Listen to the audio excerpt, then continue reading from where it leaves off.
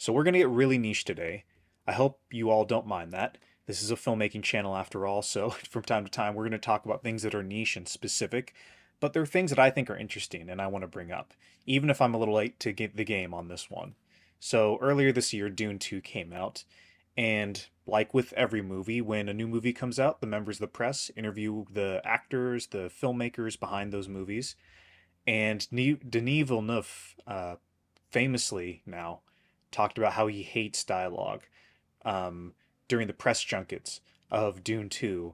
And it was something that really got a lot of people debating online, going back and forth about this issue of dialogue and screenwriting and film and what is a movie. And I know that I'm like 2 months late, maybe 3 months late by now, but I want to talk about this because it's something that speaks very close to my heart when it comes to filmmaking and what I think films should be and what films are and all that sort of thing. And so what I want to do today is I want to read through a little bit of the articles that talk about what Denis was talking about. I want to talk about another article, which is about another similar filmmaker, and I want to give you my thoughts on that situation of dialogue in movies. All right, so here's the article from Deadline. Looks like it dropped in February 26th of this year. It's written by Tom Tapp. I should note, however, despite the clickbaiting title here, this is not where this quote originated from. This quote comes from the Times of London, but of course, if you go to the Times in London, it is hidden behind a paywall.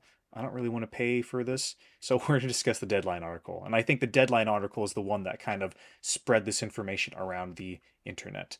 But what I do want to do, I don't want to read this whole thing. I want to look at the quote specifically of what Denis Villeneuve said. So here's the full thing. Frankly, I hate dialogue, the filmmaker told the Times of London in a recent interview. Dialogue is for theater and television. I don't remember movies because of a good line. I remember movies because of a strong image. I am not interested in dialogue at all. Pure image and sound, that is the power of cinema. But it is something not obvious when you watch movies today. Villeneuve then went on to make an even more pointed assertion, especially given the quality of small screen content over the past 2 decades. Movies have been corrupted by television, he said. Describing his ideal situation, the Dune Part 2 Helmer said, in a perfect world, I'd make a compelling movie that doesn't feel like an experiment, but does not have a single word in it either. People would leave the cinema and say, wait, there was no dialogue, but they won't feel the lack. That's his full quote. My interpretation of what he's saying in this first part is something that I can empathize with. Dialogue is for theater and television. What I think he means by that, and of course, there's another article which we're going to talk about where he clarifies his stance. At the beginning of cinema, there was no dialogue. I mean, there were title cards, of course, but it was a silent medium. It was a silent visual medium. And so to sort of to you could say that the purest form of cinema is one that doesn't emphasize dialogue or doesn't have a lot of dialogue. Dialogue is something that is very popular in the theater, obviously, because when you go to a play, it's people, actors speaking the words, telling a narrative. There's narrative structure, there's classical drama rules and all that sort of thing. And that's something that theater has and television adopted because back in the day, the live nature of television, like sitcoms with laugh tracks and everything, that was done to mimic the experience of going to the theater. So I think in his mind, he associates dialogue with that experience of seeing a play, for instance. And within the quote here, he says, "I remember movies because of a strong image. Not I'm not interested in dialogue at all." Um, Movies are different than television and theater, specifically theater, I think more so than television these days because, with streaming exclusive films, who's to say what's TV these days and what's a film? But anyways, in terms of theater, the beauty of theater is that everything's live and it's all unfolding out in front of you. And there is no manipulation of your perspective or point of view. Whereas in cinema, the tool of the director is to point your focus to a certain thing. So, for instance, if there's a play about a couple that's arguing in the kitchen, if you're seeing the play, you can look at one actor, you can look at the other actor, you can look at the fridge, you can look up at the lights, you can look at other audience members. You are free as a viewer to look where your attention is drawn. However, in cinema, if you were to film that same scene, the director would put something that they thought was important in the screen. So they would do a close up of one actor, then they would do a close up of another actor, and they might hold on that actor for the rest of the scene, or they might cut to a close up of a cereal bowl. And so cinema is the thing that the director or that films do is that they direct your attention because of the act of cutting, because of the act of editing.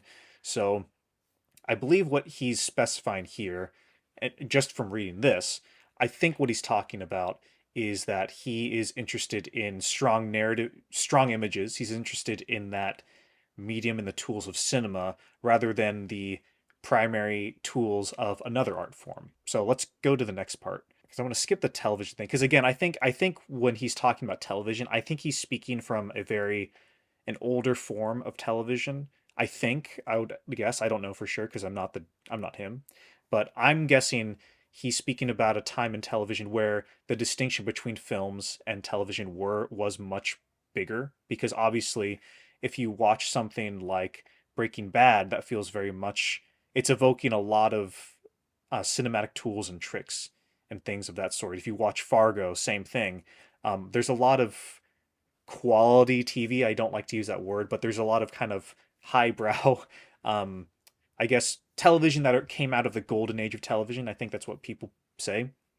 And the quality of those shows certainly, I think, blurs the line between the kind of standard sitcoms and the live laugh track sitcoms of television in the years past. So I I want to kind of skip over that television part because again, I think he's speaking to an older form of television, and it's a lot more um, different today because again, you watch streaming exclusive movies, and it's like, well, is that television or is that a cinema?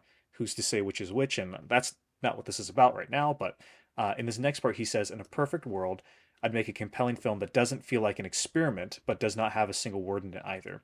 So I think what he means by that is people have become so accustomed to narrative driven and dialogue driven films that if someone was to release a silent film in the theaters, it would feel like a big experiment and people would need to be sold on that idea of seeing a movie that has no dialogue, because that's such a kind of a seemingly bizarre thing and a seemingly experimental thing to do when it's really not experimental at all. It's a fairly standard use of visual storytelling, um, which is what cinema is all about after all. So I think what he's saying here is like he would love to be able to tell films without any dialogue, um, because obviously if it's good cinema, you don't need dialogue. Quick example from my life recently is last year I went to Mexico, and in Mexico we went to the movie theaters a bunch of times. And one of the times we went to the theaters because in other countries they have subtitled and they have dubbed movies. Normally you want to go see the subtitle because you it's kind of weird to see one actor and then hear another actor speaking a different language. Um, but I think when it comes to the subtitles and everything, it'll do that for, of course, English movies or if the movie's in another different language that's not Spanish, specifically in Mexico. And but one time we went to a movie that was in Spanish, and so because we were seeing this in Mexico and it's in Spanish, there are no subtitles. My Spanish is okay. I'm probably like a B1 maybe, maybe B2 if I'm being generous. But there was strong accents within the movie, and it was really hard for me to kind of catch all the dialogue because a lot of the characters were mumbling, and there's slang, of course. There's a lot of things to take into consideration. Had there been Spanish subtitles, I definitely would have caught more of it, but I digress. The movie, effectively, I didn't necessarily know every single thing that the characters were saying, but I got it because it was a really effective, really good movie that was made. And it's called Hurricane Season, and it's on Netflix. It's a Netflix exclusive movie, but it was released in theaters in Mexico, and I'd highly recommend it. But anyways, I want to go over to this next article where Denis Villeneuve clarified his stance. And now this is from World of Real, your place for alternative movie news. Is this legitimate? I hope this is legitimate. Um, oh, okay, he spoke to Sharp Magazine. Okay, so this is from comes from Sharp Magazine, and let's see if I can go to the actual source. I always like going to the original context. In this article, I'm just going to read the parts that address his bits on dialogue. Earlier this week, Villeneuve made headlines for a different comment in the Times of London, in which he said, "Frankly, I hate dialogue. Dialogue is for television theater." Naturally, this caused a stir. Quotable lines aside, dialogue is a key tool for storytelling. In context, though, Villeneuve's comments make total sense. "It's true that I said that," he says with a smile. "I said that laughing, so when I said it, I put a lot of emphasis on 'I hate dialogue.' I don't hate dialogue. I'm not inspired by a scene that is overwritten with dialogue. That's the truth. And I'm talking about my own work. Of course, a lot of directors are brilliant dialogists, and there's a lot of strong movies that are filled with the great dialogues," Villeneuve adds. "But if I think about my own work, it's ideal for me as a filmmaker to try to avoid the use of dialogue as much as possible. I think dialogue is a tool of expression for theater. Then it became, for other reasons, one for television." There we see him clarify his stance. So we kind of see that clearly this article was it was something that was kind of, taken out. It seems different when you hear him speak it versus when it's read, slightly taken out of context, but he adds more context here. And I think it aligns with kind of what I was speculating about, where he clarifies his stance on dialogue as a tool from theater, and then it became one for television. And he's also specifically talking about his own work, and he's talking about the movies that he makes. He acknowledges that other directors are great at writing or crafting good dialogue scenes, and there's strong movies that do use dialogue and are over, that emphasize dialogue quite a bit. But he's thinking about specifically his own work and him as a filmmaker, because that's just how he likes to work. Looking past all the headlines, looking past all the kind of clickbaitiness of it all, he was just expressing his personal opinion. Another way to phrase it would be, I'm not a fan of craft of dialogue and emphasizing dialogue in my own movies. Other people do. That's great. That's cool. That's for them. But for me, I prefer to avoid dialogue as much as possible. And so it's not really this crazy radical notion that it seems like when you just read the article. When you just read the first article, anyways. But something that these articles and this kind of discussion remind me of was this article from way back in the day about George Lucas. This is from The Guardian. And this article is more than 21 years old. Let's see where the date is. Okay. Thursday, 16th May, 2002. So over 21 years old, pretty much. Yeah. And in this is about the Attack of the Clones, I believe, because that would have been about the time that Attack of the Clones is coming up. But in this article, Lucas has a quote which I love, and is perhaps more drastic of a stance than Denis Villeneuve.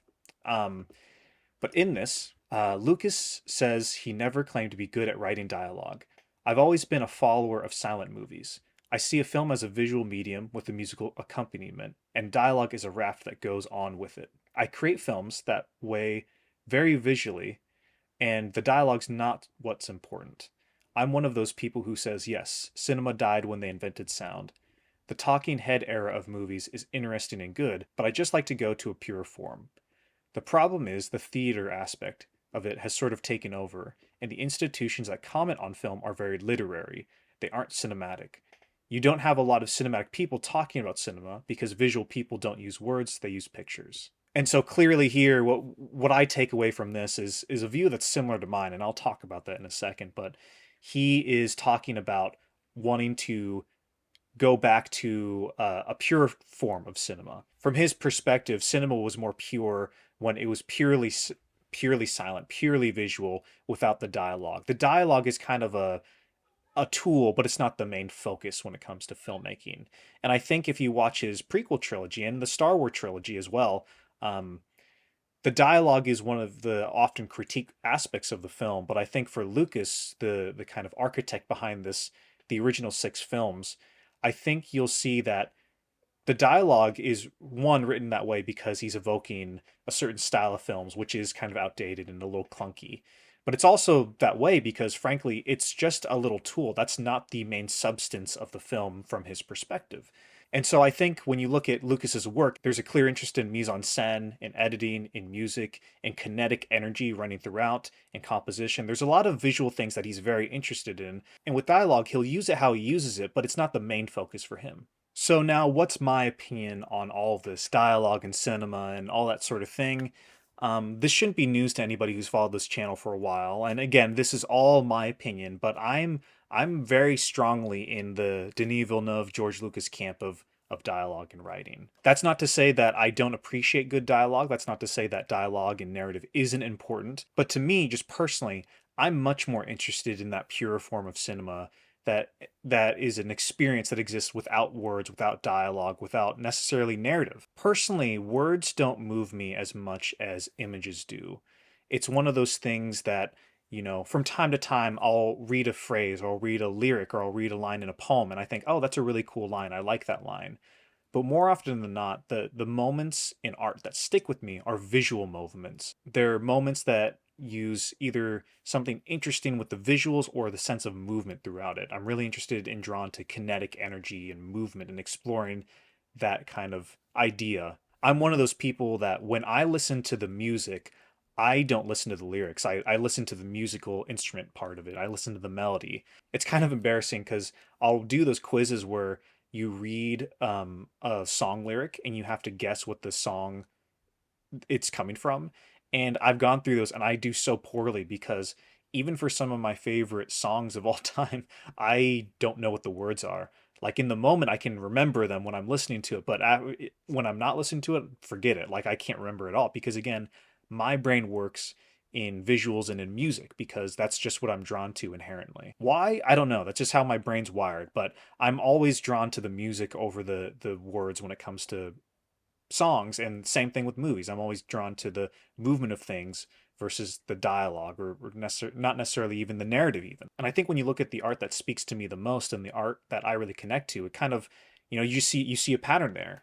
Movies are at the top for me. Movies are clearly visual medium. There's also painting and drawing.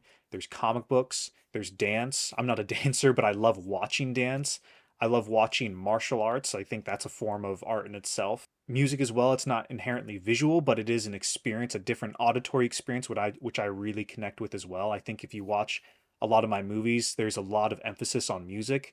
I think I've talked about this before, but oftentimes where I'll let the movie go on for a little bit long and I'll be a little bit indulgent because I just want to hear the full sound and the music in the moment of any given scene or sequence. And on the issue of dialogue and writing and everything, I mean, again, Denis Villeneuve and George Lucas put it better than I could have. But again, I agree with them. I think that movies are a visual medium, and before sound was introduced, there's a lot of really interesting, exciting visual work coming out of filmmaking. A lot of great artists were doing really interesting stuff with the camera, and as the art form evolved within, from the 1900 to 28, 29, within the time period, there's a lot of evolution of the visual things that people were doing. And even so after that, even after that, there existed a tradition of great visual artists who were using cinema despite the sound being invented. Um, but there's a lot of great people who are making really interesting work. Germaine Dulac is one of my favorite filmmakers from that silent period. I love her films. I think it's really interesting what she was doing, and it really makes me wonder what would have happened to Hollywood and what we think of as movies if sound was never incorporated into it. If sound was never if sound and dialogue never kind of made it easy just to set up a camera and film a play. What would our conception, our idea of film look like today?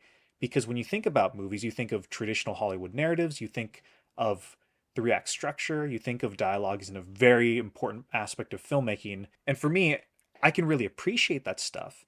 But I really do think that sound stunted cinema's growth as an art form. And I'm really excited whenever there are new visual filmmakers who come along and do something exciting and new with the medium in a visual way that isn't reliant on the dialogue and the writing. And this is a pet peeve of mine, but something I hear quite frequently is when a filmmaker will invoke a certain cinematic technique or trick or a style, so to speak. And they'll do something like use slow motion, or they'll do something like use really quick cuts. And they really emphasize moments within their film using cinematic tricks rather than dialogue or writing. And what I get really frustrated by is when people say that's just style over substance. And I couldn't disagree more. Like, I think for me, you have to look at it like this. Here's an example. When we consider the substance of a painting, we look at the composition of the painting, we look at the subject, we look at the tonal light values, right? Light and dark. We look at the colors, we look at the stroke, we look at the type of stroke, if it's really long or if it's like really quick or if there's lots of splashes across the screen. And we also consider the life of the painter, and we consider the narrative. If there is a narrative, we consider what story could this painting might tell, right? Normally, when people look at a film, people overlook all the cinematic techniques. They overlook the editing. They don't look at the mise en scène. They don't look at the composition. They don't look at the match cuts. They don't look at the kinetic energy that's going on throughout the movie. They don't look at how the film manipulates time, how it slows time down or speeds time up. They don't look at that. Instead, a lot of people get very hung up over the dialogue and the narrative of the film. And I find that so frustrating because we acknowledge that every other art form has a unique grammar that exists and it uses that grammar differently than other art forms. But for some reason, when it comes to cinema, people only look at the dialogue. I feel like they only look at the story, they only look at the writing, they ignore all the other technical aspects of a movie, which is, in my opinion, the most important part of the filmmaking process. To me, it seems like it would be the equivalent of, reading. It'd be like going to a concert, like going to like a classical music concert with the sheet music and getting really hung up over the sheet music and ignoring how the different instruments are doing their different things and just focusing in really specifically on the notes on the piece of paper and the sheet music and being like, oh yes, this many bars, this many notes, and it's divided like this and this. It's kind of redundant. It's kind of ridiculous to me. Again, just from a personal opinion, I feel like when it comes to people describing good writing, more often than not, people sound very formulaic when they talk about what is good writing, as if there's one way to write when it comes to filmmaking.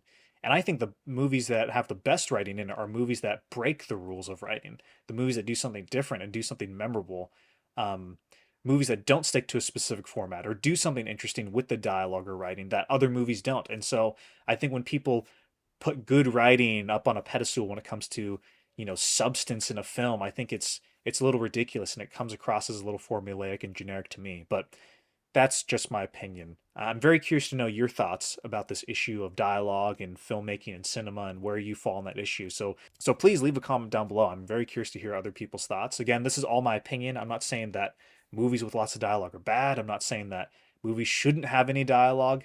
Cinema is a beautiful spectrum of different types of art. And there's a lot of things that can coexist peacefully on that spectrum. And I think that's really cool. This is just my personal preference. This is just my opinion, and I'm curious to know yours. So leave a comment, let me know what you think. Thank you for watching, everyone, and I'll see you on the next video.